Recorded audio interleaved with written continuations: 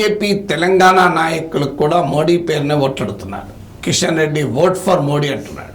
ఆశ్చర్యం ఏంటంటే కిషన్ రెడ్డి స్థాయి నాయకుడు కేంద్ర మంత్రిగా పనిచేశాడు, ఎంపీగా, ఎమ్మెల్యేలుగా అనేక సంవత్సరాలుగా రాష్ట్ర రాజకీయాల్లో సేవలు అందిస్తున్న నాయకుడు, పార్టీ రాష్ట్ర అధ్యక్షుడు, శాసనసభాపక్ష నేతగా పనిచేశాడు.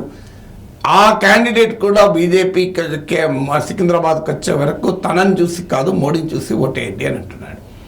మల్కాజ్గిరిలో ఈటల రాజేందర్ కూడా మోడీ ఇమేజ్ పైనే ఆశలు పెట్టుకుని ఉన్నాడు. సో బండి సంజయ్, అరవింద్లు కూడా మోడీ పేరు మీద ఓట్లాడుతున్నారు. సో అగ్రనేతలు కూడా వాల్యూ అడిషన్ చేయలేకపోతున్నారా?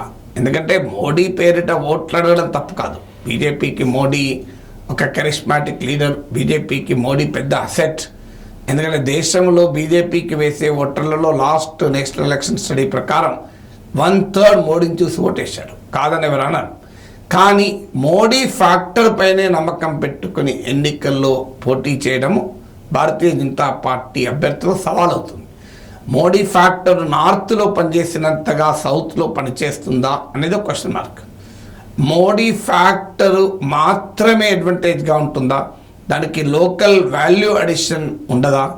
ఎందుకంటే బీజేపీలో ఇన్నేళ్ళు ఎంపీలుగా, ఎమ్మెల్యేలుగా పనిచేశాక తాము కాన్స్టిట్యున్సీకి చేసిన సేవల్ని కూడా ఒక ప్రధానమైన అంశంగా ముందు పెట్టాలి.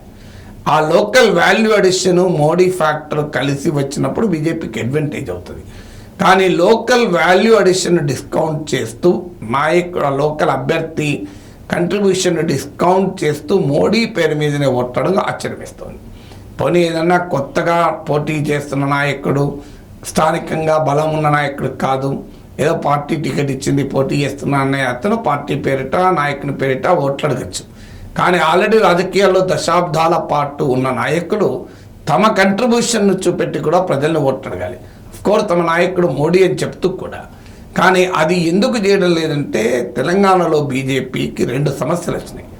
ఒకటేంటంటే అవుట్ సైడర్స్ను తీసుకొని టికెట్లు ఇవ్వడం వల్ల పార్టీలో ఉన్న ఆర్ఎస్ఎస్ క్యాడరు, పార్టీకి బలంగా వెన్నముగ్గా పనిచేసే ఆర్ఎస్ఎస్ వివిధ సంస్థల క్యాడర్ సరిగా పనిచేయడం లేదు అని వార్తలు వస్తున్నాయి. పార్టీ ఆర్గనైజేషన్ అంత ఎఫెక్టివ్గా లేదు, బూత్ కమిటీల ఫంక్షనింగ్ అంత ఎఫెక్టివ్గా లేదు. చాలా నిరాశ నిస్పృహల్లో పార్టీ నాయకులు, పార్టీ ఐడియాలజికల్ కోర్ ఉంది అనేది మొదటి అంశం. ఇది అధిగమించాలి అంటే మోడీ పేరే చెప్పాలి. ఎందుకంటే పార్టీ నాయకులు స్థానికంగా ఉన్న అభ్యర్థి పట్ల ఇంట్రెస్ట్ ఉన్నా లేకపోయినా, ఇప్పుడు ఉదాహరణకు మల్కాజ్గిరిలో ఈటల రాజేందర్, మురళీధర్రావు పోటీ చేశారు.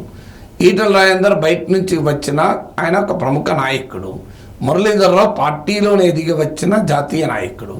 సాధారణంగా ఆర్ఎస్ఎస్ క్యాడర్కు మురళీధర్రావుతో ఉన్న కనెక్ట్ రాజేందర్తో ఉండే అవకాశం లేదు. అలాంటప్పుడు వారిని అట్రాక్ట్ చేయాలి రాజేందర్ అంటే ఇంకో మార్గం లేదు.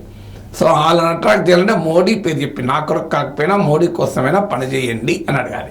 కానీ ఇంట్రెస్టింగ్ ఏంటంటే కిషన్ రెడ్డి లాంటి వాళ్ళు వాస్తవంగా ఒరిజినల్ ఆర్ఎస్ఎస్ క్యాడర్.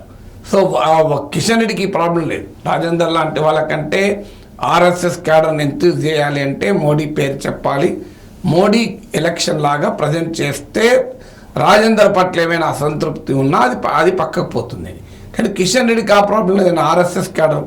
కానీ ఆయన కూడా ఎందుకు మోడీ పేరు చెప్తున్నాడు అంటే ఎంపీలుగా పనిచేసిన వారు ఏమైనా యాంటీ ఇన్కంబెన్సీ ఎదుర్కొంటున్నారా, అంటే వారి పట్ల ప్రజల్లో అసంతృప్తి ఏమైనా ఉందా అనే క్వశ్చన్ కూడా ముందుకు వస్తుంది.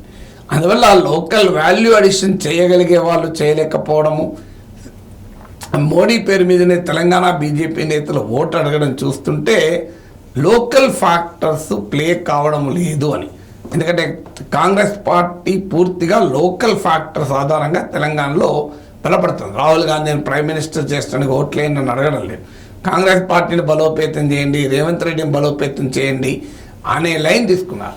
అందువల్ల కాంగ్రెస్ లోకల్ ఫ్యాక్టర్స్ ముందు పెట్టింది కనుక ఆ లోకల్ ఫ్యాక్టర్స్ను తాము ఎదుర్కోలేము కనుక మోడీ ఫ్యాక్టర్తోనే ఎదుర్కోవాలనే ఆలోచనకు బీజేపీ వచ్చినట్టుగా కనబడుతోంది.